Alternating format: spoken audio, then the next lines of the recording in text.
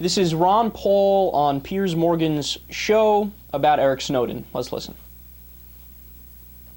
You are a supporter of Edward Snowden and his actions. Why?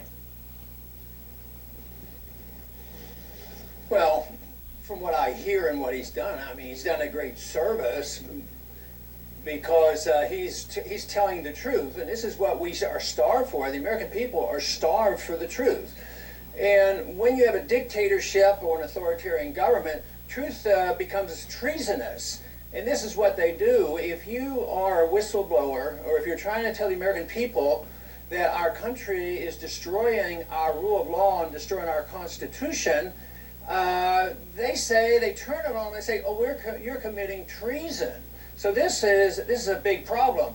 And to expect any changes without an announcement like this, things keep getting worse. They've gotten worse steadily for the past 10 years. So essentially there is no Fourth Amendment anymore. And for somebody to tell the American people the truth is a heroic effort. And he knows that it's very risky. He knows he's committing civil disobedience, and he knows that he could get punished. But he believes very sincerely, I'm sure, I've never met the man, but he believes very seriously that what our government is doing to us is so serious that somebody has to speak out.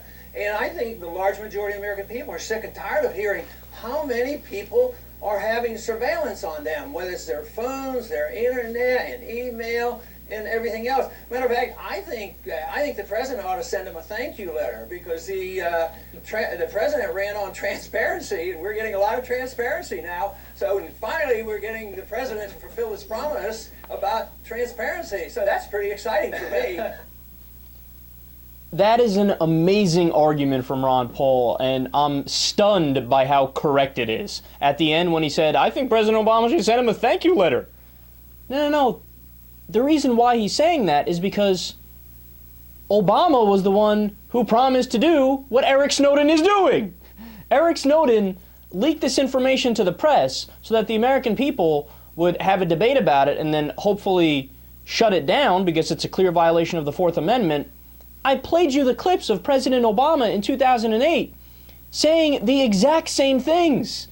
Oh, we don't have to sacrifice our liberty for security. There's going to be no more egregious violations of your right to privacy or your protection from unreasonable search and seizure. Snowden is Obama from 2008. Their opinions are only exactly alike. So great that he pointed that out.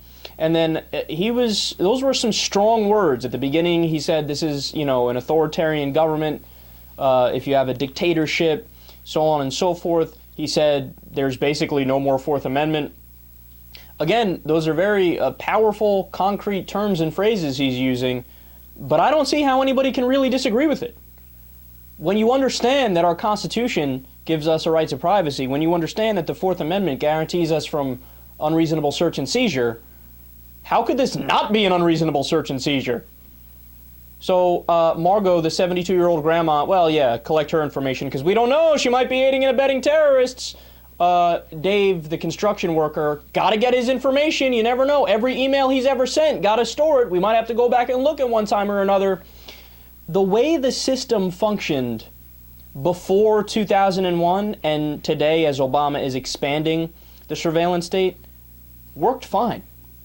You know what would happen? If you had any reason to believe, you had information or evidence that, hey, you know what, this person might be a terrorist threat, you know what you do? You go to the court, you get a warrant, and then you look into it.